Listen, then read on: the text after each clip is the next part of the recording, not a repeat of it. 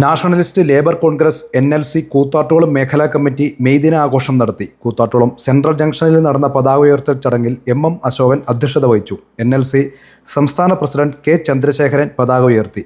NCP മണ്ഡലം president P Thankachan, union നേതാക്കളായ Reji Joseph, AP ഡാലു, KM Prashant എന്നിവർ സംസാരിച്ചു.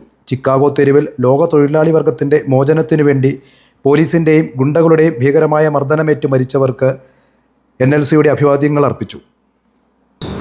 ഈ സമ്മേളനത്തിൻ്റെ അധ്യക്ഷൻ ശ്രീ അശോകൻ,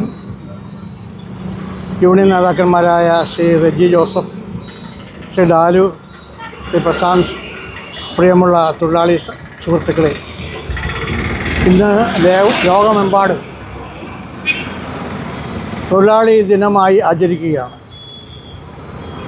ചിക്കാഗോ തെരുവീഥികളിൽ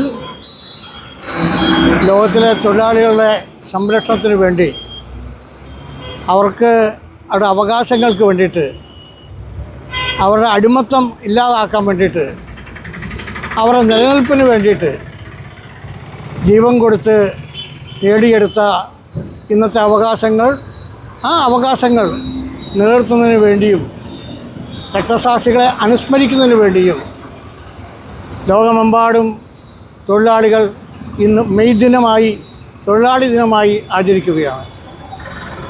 നമ്മുടെ രാജ്യത്ത് ഭയബഹുലമായ ഒരു അന്തരീക്ഷമാണ് ഇന്നുള്ളത്. നമ്മുടെ രാജ്യത്തിൻ്റെ ഭാഗമായ ജമ്മു കാശ്മീരിൽ തീവ്രവാദികൾ കടന്നാക്രമിക്കുകയും നിരപരാധികളായ 26 പേരെ വെടി ഉയർത്തി കൊല്ലുകയും ചെയ്തിട്ടുണ്ട്.